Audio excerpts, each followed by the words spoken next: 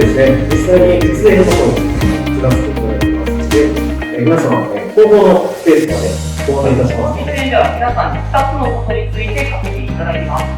後方の中央部にご注目いただくと、ここをメガイメージと思います。皆さんがよく目にするような円形状の絞りの形をしております。この中に答えが分かる方いらっしゃいますでしょうか。はい、お願いいたします。輪郭をちょびるか、なぜ思われましたか。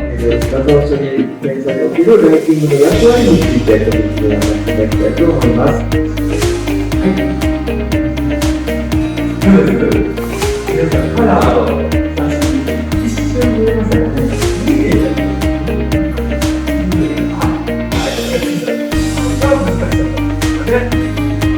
見えましたかね。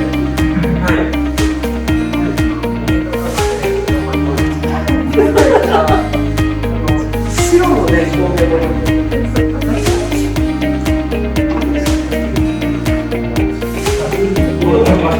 実組が不可能を可能にするセンシング技術は全てのプログラムを終了させていただきます。現在的に参加いただきまして誠にありがとうございました。ありがとうございまし